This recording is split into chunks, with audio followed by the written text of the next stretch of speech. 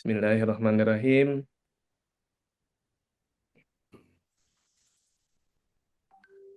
Assalamualaikum warahmatullahi wabarakatuh.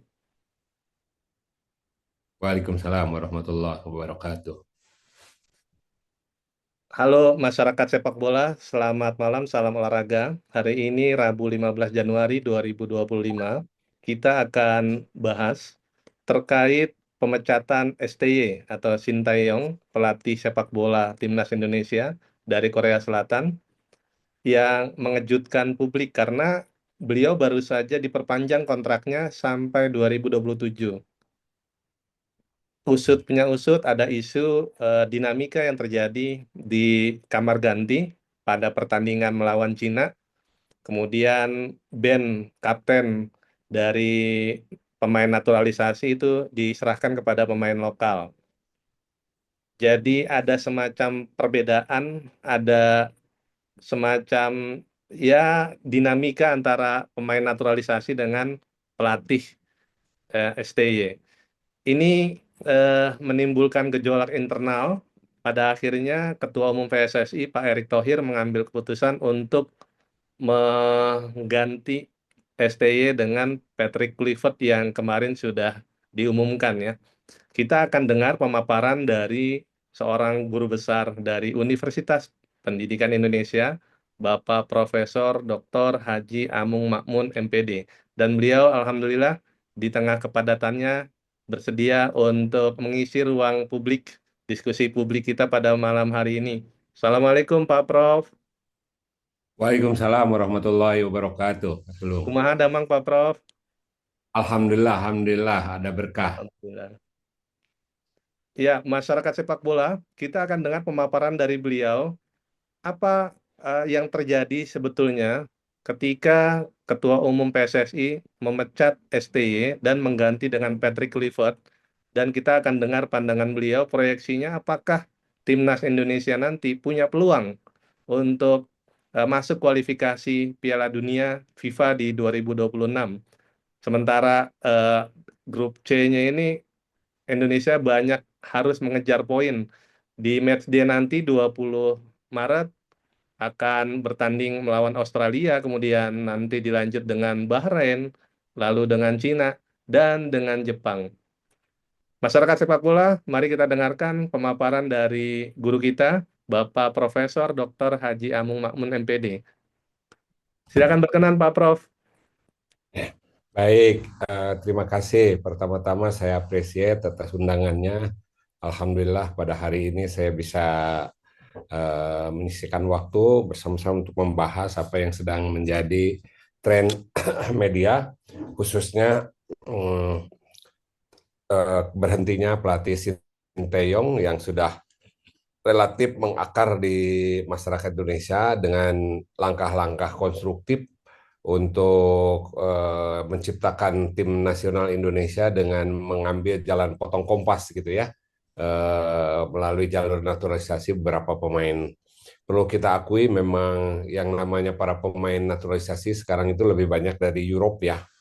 European tentu saja mereka punya cara pandang tertentu tentang pelatih gitu ya. Demikian pula kejadiannya terkait dengan penggantian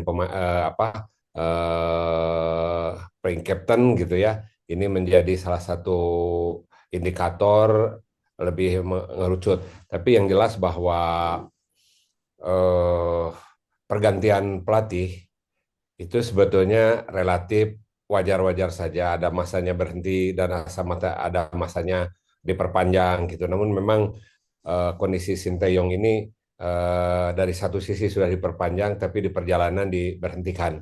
Ya, tapi ini tentu saja eh, jadi hal yang sangat krusial untuk diperdebatkan. Ada yang memang setuju, ada yang memang tidak setuju.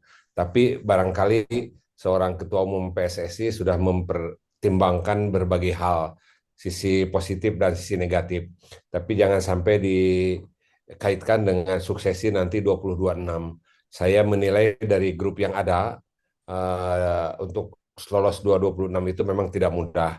Untuk Asia saja di situ ada Jepang.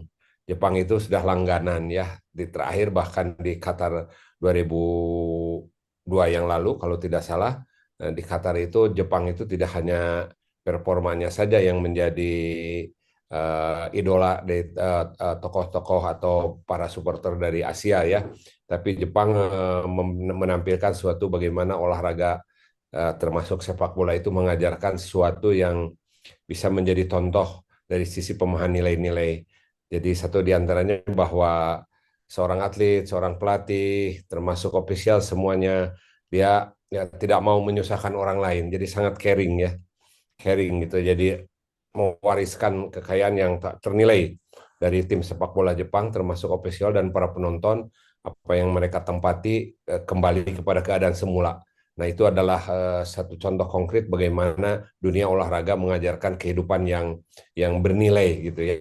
Ini dari sepak bola mengajarkan kepada dunia bahwa atlet-atlet Jepang itu memang terdidik dari proses pelatihan termasuk pertandingan internalnya adalah memanfaatkan paradigma development through sport. Nah, terkait dengan Sinteyong ya saya sih punya harapan ada kebijakan yang strategis dari PSSI untuk menaikkan nilai sistem kompetisi sepak bola di Indonesia. Jadi Sinteyong bagus sekali kalau suatu saat apakah Persib gitu atau klub yang lain menarik dulu gitu ke dalam gitu ya kontrak beliau gitu supaya betul-betul dia sekarang ini sudah ada dasar-dasar pijakan menjadi tahu bagaimana sepak bola Indonesia ya karakternya penonton pendukungnya sebetulnya sangat luar biasa kepada Sinteyong itu dukungannya. Oleh karena itu sepertinya Sinteyong itu sudah sebagian orang Indonesia gitu ya. Bagus sekali kalau ada yang menangkap klub sambil juga ada kebijakan dari PSSI itu mengembangkan sistem kompetisi olahraga sepak bola yang lebih bernilai gitu. Dari dulu ini sebetulnya harus menjadi catatan penting ke, bagi kita kalaulah mau seperti sekarang naturalisasi bagusnya sebelum naturalisasi itu para pemain dunia itu ada yang pernah main di klub-klub tanah air gitu ya. Nah, itu baru kelihatan berpotensi sangat bagus gitu ya. Nah, ya, barulah direkrut di naturalisasi sebenarnya di Inggris. Nah, kita tidak boleh ya terus berkelanjutan memanggil para pemain yang berprestasi di liga-liga Eropa, kemudian ditarik aja ke sini dinaturalisasi. Itu sebetulnya sesuatu yang sudah sangat di apa dijauhi oleh negara-negara maju, kecuali barangkali Bahrain.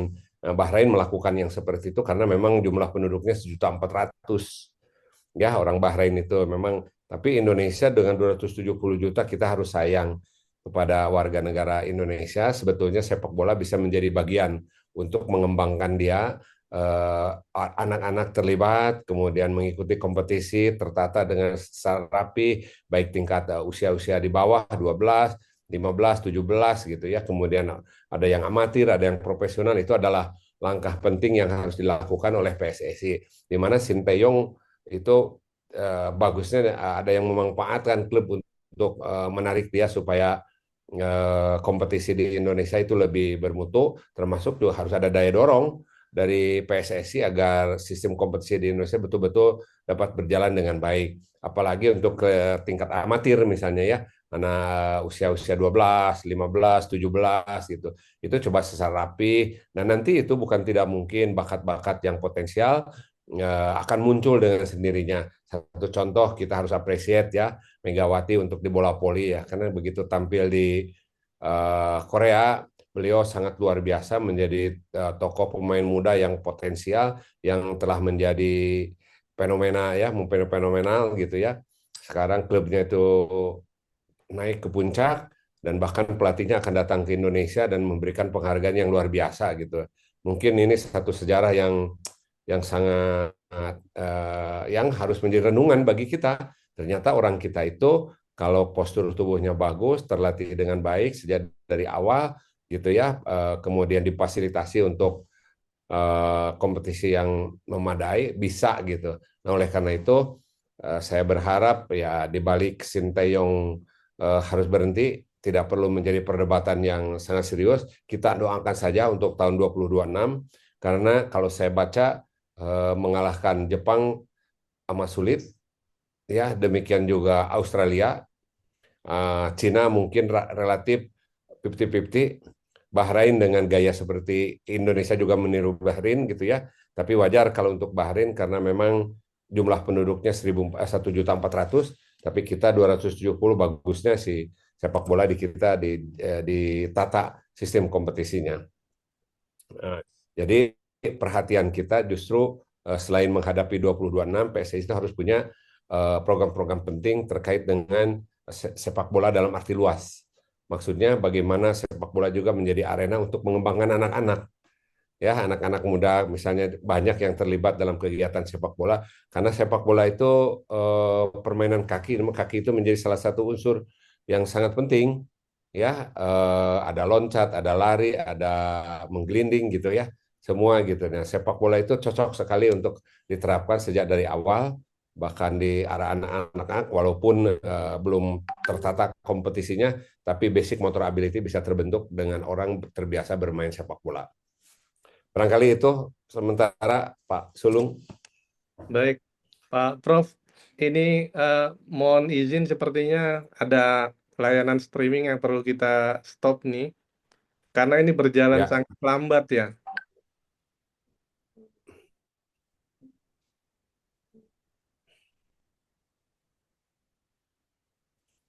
Ini ada dua yang kita stop dulu. ya, Pak Prof, terima kasih banyak untuk pemaparannya. Ada ya. ada pertanyaan begini. Memang kalau sudah STY diganti, Patrick Kluivert bakal berhasil membawa timnas masuk kualifikasi Piala Dunia. Karena kalau dibandingkan head to head prestasi antara kedua pelatih ini, itu kan lebih banyak yang dimiliki oleh Sintayong. Ada yang mengatakan begitu. Sementara Patrick ini kalau kita baca di media-media itu kan ramai misalnya tentang sindiran pelatih yang nganggur 1 atau 2 tahun, kemudian ada punya skandal dan lain-lain. Bagaimana menurut pandangan Pak Prof? Itu fakta yang ada ya, sulit dihindari. Dan untuk sukses 2026 sangat bergantung, ya sangat bergantung persiapan yang dilakukan oleh tim nasional Indonesia menjelang pertandingan yang akan datang.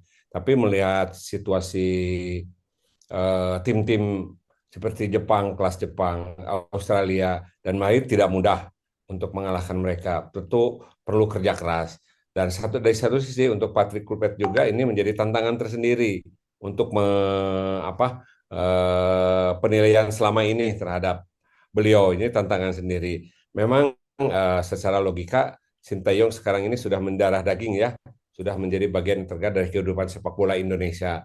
Sebetulnya itu jadi dasar untuk beliau untuk diperpanjang lebih lanjut. Tapi mungkin ada satu sisi yang mungkin dalam cara pandang saya, ini pemain naturalisasi itu banyak Europe ya, ya pemain-pemain ex Europe yang jadi tim nasional Indonesia, pelatihnya dari Asia, bisa juga itu menjadi salah satu pertimbangan lain gitu ya.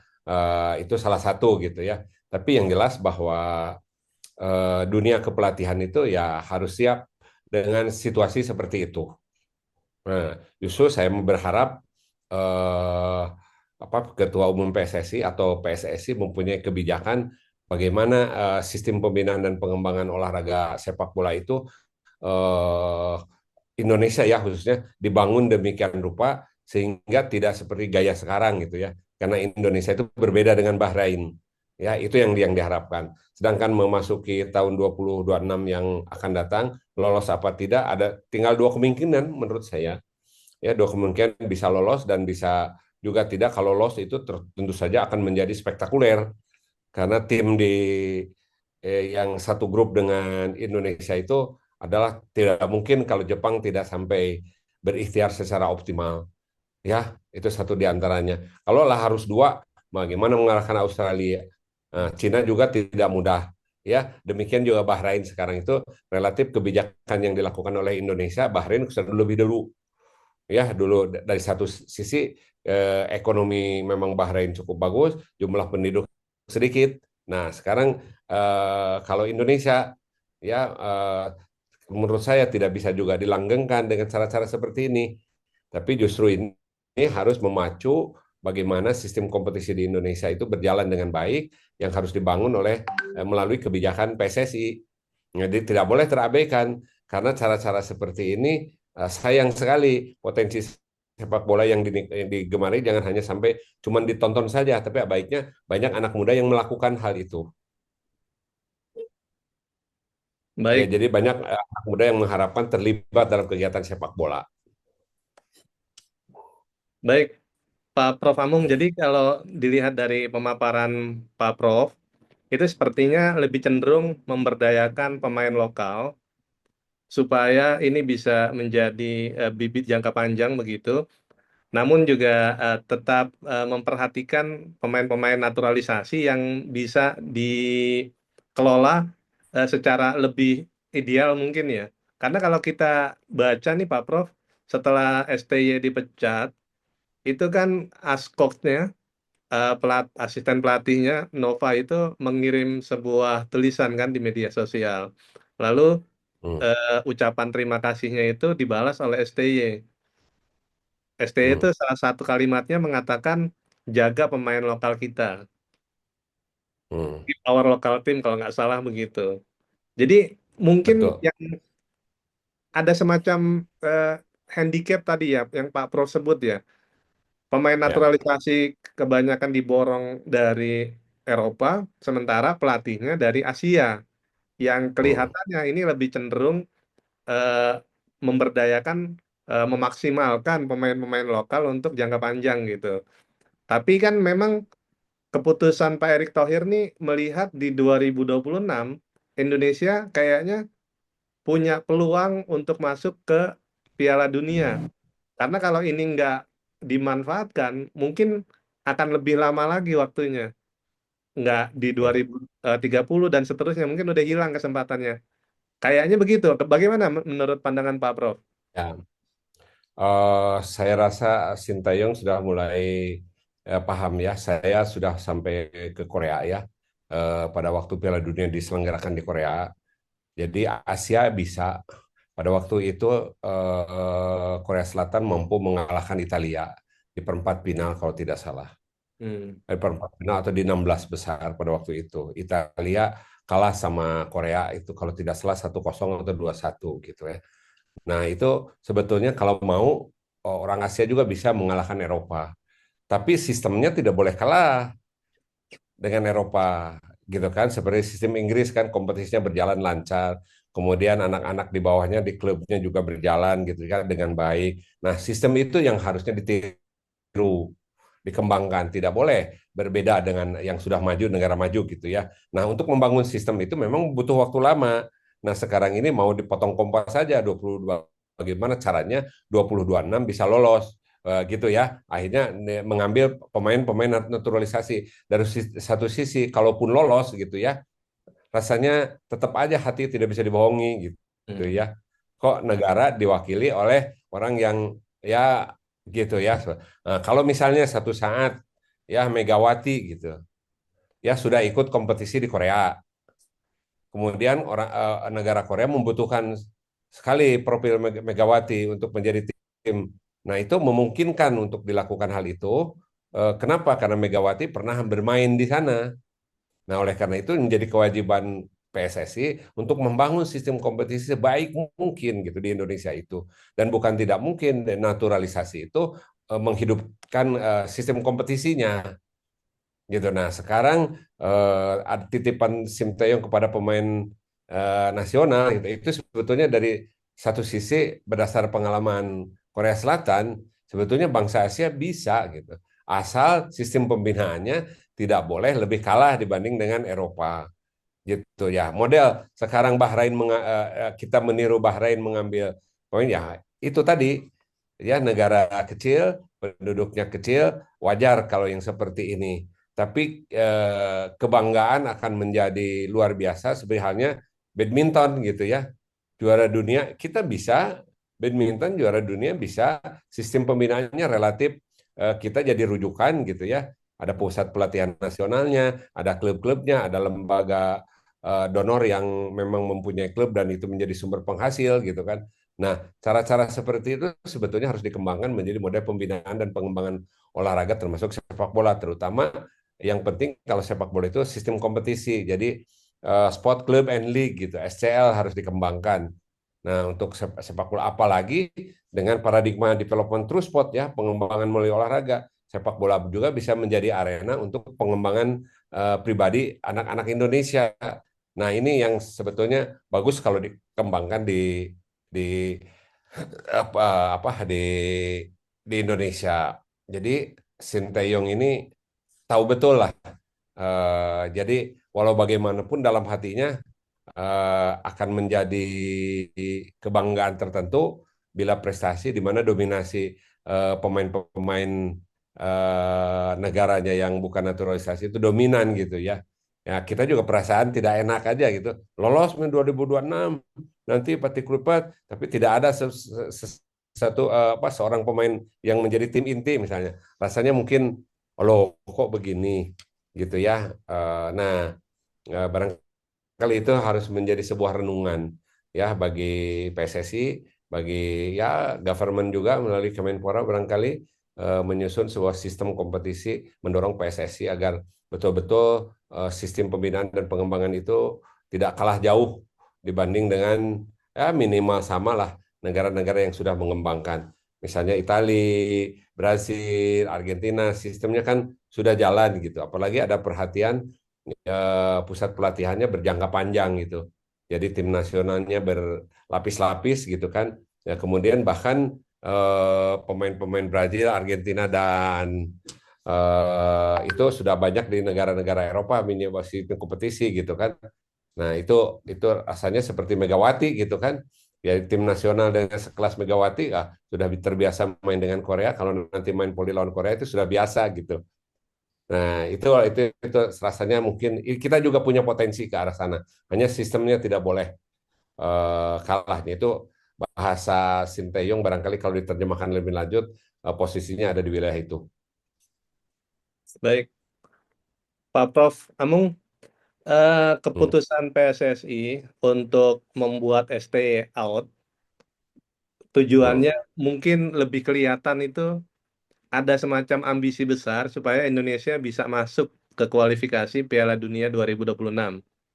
Nah, Hmm. seandainya dengan diboyongnya Patrick Kluivert ini gagal membawa timnas ke kualifikasi Piala Dunia 2026 ini, apakah menurut Pak Prof sebaiknya para pengurus PSSI yang federasi ini itu juga all out semuanya keluar begitu? Hmm.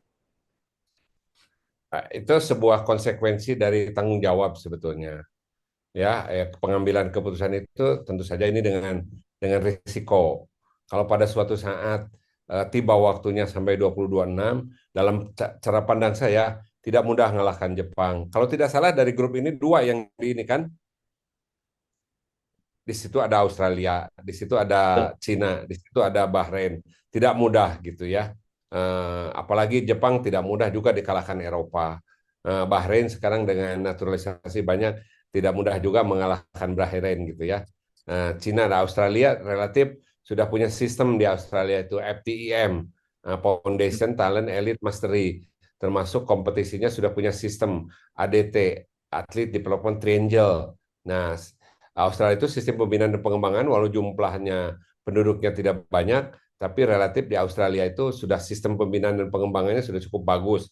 Relatif tidak mudah gitu, tidak gampang mengalahkan yang seperti itu. Kalaulah sampai lolos, tentu saja ini hasil ikhtiar dan upaya selama ini menuju 2026 yang akan datang ya. Jadi sesi dipikirkan dengan baik, tentu itu menjadi satu hal yang sangat sangat penting. Tapi kalau suatu saat gagal ya harus harus berani mengambil risiko ya komitmen dengan mengambil keputusan yang seperti itu. Karena menurut saya juga Sinteyong juga bukan tidak mungkin, bukan tidak berarti tidak berpeluang Sinteyong juga untuk memimpin tim nasional.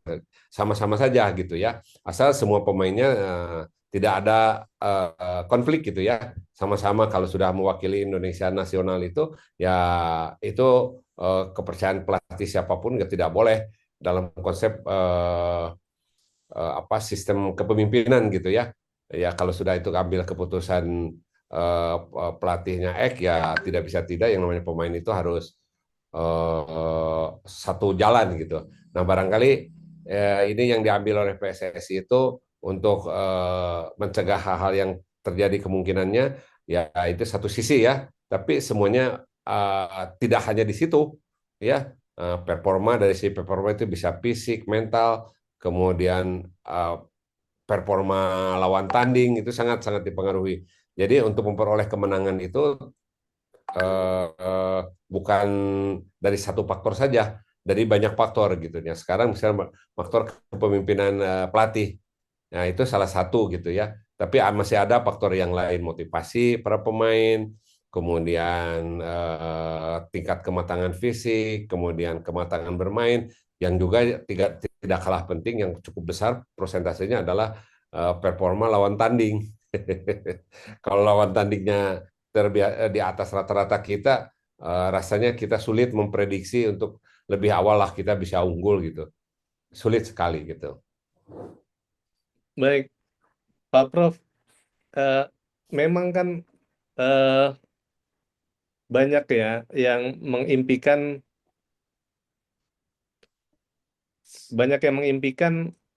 supaya Indonesia nih bisa masuk ke dalam Piala Dunia.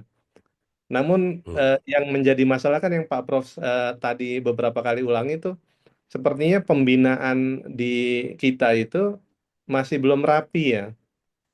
betul. Meskipun sekolah-sekolah sepak bola cukup banyak, klubnya juga Hmm, sudah bertumbuh. Seandainya, hmm, misalnya nih, kalau kita berimajinasi, Prof. Amung Makmun sebagai Ketua Umum PSSI, apa sih masalah yang paling mendasar yang harus dibenahi supaya pembinaannya itu udah punya semacam proyeksi. Kalau kita rapi melakukan tahapan ini, bibit-bibitnya dari mulai kecil dan itu secara berjenjang, berkala begitu, bertingkat, kira-kira tahun sekian itu bisa dipastikan bakal masuk misalnya, karena semua hitung-hitungannya udah masuk begitu. hmm. Bagaimana Pak Prof? Jadi begini, eh, sepak bola itu eh, sebuah olahraga yang memang paling diminati dunia ya. Hmm. Dan dalam konteks pertandingan itu menjadi arena tontonan ya, yang justru menjadi pertimbangan kita sekarang ini bagaimana sepak bola juga bisa memfasilitasi anak-anak berkembang menjadi orang yang baik gitu ya. Jadi positif youth development, anak muda yang baik, olahraga bisa mengajarkan hal itu karena di dalam olahraga itu banyak nilai. Jadi kalau hanya berpikir pembinaan dan pengembangan sepak bola itu semata-mata rekrutmen untuk atlet-atlet nasional, ini ada satu kasus ya di Selandia Baru, kompetisi hoki ya, hoki ditata demikian rupa ya, anak-anak remaja itu mengikuti kompetisi hoki. Dari 33.000 orang yang terekrut itu hanya 48. Nah, yang 48 itu menjadi atlet-atlet top, memperkuat Australia Selandia Baru. Dan dari 48 itu yang ikut season pertandingan selama 5 tahun berturut-turut itu hanya sebagian kecil, hanya sekitar 5-6 orang gitu yang ikut 5.000. Nah, bayangkan kalau sistem pembinaan pengembangan olahraga di Indonesia itu melalui sepak bola misalnya hanya sebagai arena pencarian bakat gitu ya, tentu saja itu yang disebut sport-sport outcome. Orang terlibat dalam sepak bola itu agar menguasai sepak bola.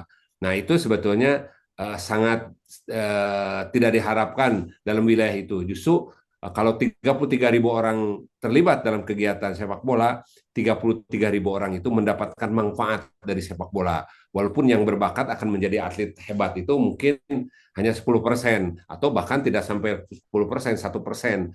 1% dari 33.000 juga itu sudah 300-an gitu ya. Itu sudah hebat dalam arti kata begitu.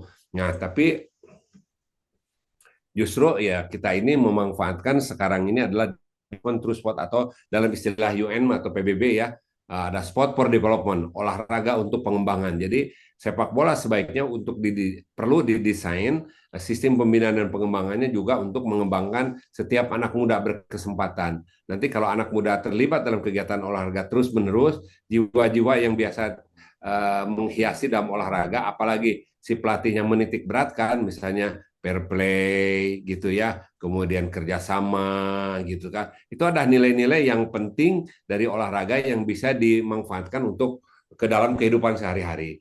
Nah, tapi insya Allah kalau sistemnya dan termasuk kompetisinya berjalan dengan baik, bakat itu pasti akan datang dengan sendirinya. Apalagi sistem kompetisinya didesain demikian rupa, termasuk terbuka peluang atlet-atlet dunia yang ikut di kita bertanding. Seperti contoh misalnya di Jepang ada atlet-atlet dari Afrika gitu ya. Kemudian di Korea juga sama gitu. Termasuk ya bukan tidak mungkin kalau sistem kompetisi di kita cukup bagus gitu ya. Bukan tidak mungkin atlet-atlet kelas dunia juga ada tampil di kompetisi kita. Justru yang dikhawatirkan itu apabila tidak ada kegiatannya di Indonesia, kompetisinya tidak begitu bagus, tetapi ingin punya tim nasional yang kuat gitu, maka diambil jalan keluar ya naturalisasi gitu. Itu menurut saya kebijakan yang semestinya tidak boleh berkelanjutan. Ya, tidak boleh cukuplah untuk saat ini gitu sebagai uji coba. Kan sekarang ini uji coba itu bukan sebuah sistem yang baik menurut saya. Ya apalagi ya toko Bahrain kan tadi bisa ya beda, terus terang saja ya, Bahrain beda dalam arti kata dari sisi ekonomi yang satu, yang kedua dari sisi jumlah penduduk. Nah ini sayang kalau sepak bola yang begitu potensial untuk mendidik anak-anak muda tidak dimanfaatkan secara optimal. Jadi ini ya cara seperti ini tidak sebaiknya dihindari untuk kepentingan ke depan. Justru kewajiban PSSI yang diharapkan juga didukung oleh government ya, pemerintah dalam ini bisa jadi Kemenpora, mendorong setiap induk cabang olahraga termasuk PSSI mendorong sebuah sistem pembinaan dan pengembangan olahraga berbasis sport club and league ya, baik kelas amatir maupun profesional. Itu harus diciptakan demikian rupa. Baik, Pak Prof, kita ada waktu tersisa 2 menit. Ya. Pertanyaan terakhir ini Pak Prof, apakah dalam waktu yang singkat membangun sebuah tim itu memungkinkan? Karena nanti akan bertandingan pada 20 Maret, kemudian seterusnya ada 4 pertandingan. Bagaimana menurut Pak Prof? Ya, ini menjadi tantangan tersendiri bagi pelatih baru. Dari Hmm. satu sisi harus membuktikan gitu, bukan tidak mungkin. Kalau sukses ya mungkin dapat meredam orang yang selama ini tidak sependapat gitu ya, kalau sukses. Tapi justru kalau sebaliknya, ya kalau sebaliknya itu pasti bakal banyak dipersalahkan gitu. Nah ini tantangan tersendiri, mudah-mudahan ini menjadi sumber motivasi bagi tim pimpinan Patrick Kluivert ini ya, menjadi tantangan tersendiri, memanfaatkan kesempatan ini dan mudah-mudahan ya latihan lah, Maret masih ada 2 bulan gitu ya. Yang Maret itu lawan mana jadinya? Kalau tidak salah Australia pertama. Australia. Itu Ya, ada pokoknya tidak mudah Australia, lawan Australia. kemudian Bahrain, ketemu lagi Cina, sama ketemu terakhir Jepang. Ya, kalau Australia tidak seberat Jepang gitu ya, tapi tidak Hmm. mudah. Nah, ya tidak mudah. Kalau saya melihat di tim ini yang paling berat itu Jepang. Ya, Jepang, Cina mungkin juga belum bagus kultur pembinaan dan pengembangan sepak bola, tapi relatif dengan sejarah cabang-cabang olahraga lainnya sudah kelas dunia. Cina di sepak bola juga sekarang mulai menata diri dengan menghidupkan kompetisi di Cina itu. Ya, sekarang ini relatif tim Cina itu tidak seperti masa silam. Ya, Indonesia. Nah, hanya mungkin dengan kebijakan sekarang Indonesia ada naturalisasi tim-tim yang memang sudah lama di lapangan direkrut, mudah-mudahan ya kekompakannya itu mewujud sehingga bisa bersaing dengan Cina dan bukan tidak mungkin bisa mengalahkan Cina. Dari keempat tim itu ya yang tidak mudah itu pertama Jepang menurut saya, Australia sama Bahrain ya, baru yang itu Cina. Nah, kita itu berada di posisi persaingan dengan Cina. Kalau bisa lolos dari Cina memenangkan pertandingan itu jadi modal dasar untuk berjuang ke depannya. Baik, atur nuhun pisan untuk waktu dan pencerahannya Bapak Profesor Dr. Haji Amung Makmun MPD. Masyarakat sepak bola, demikian diskusi kita pada malam hari ini. Semoga bermanfaat. Mohon maaf kalau ada hal yang kurang berkenan. Dan mohon maaf ini ternyata ada kendala di streamingnya, jadi eh, terganggu sekali. Mohon dimaafkan. Pak Prof, terima kasih banyak untuk waktunya Terima kasih. Ya, dan pencerahannya. Assalamualaikum warahmatullahi wabarakatuh. Waalaikumsalam warahmatullahi wabarakatuh. Kami izin undur diri. Ibu dan Bapak, Oke, sama. masyarakat sepak bola Ya, semuanya. Wassalamualaikum warahmatullahi wabarakatuh. Salam olahraga. Waalaikumsalam warahmatullahi wabarakatuh.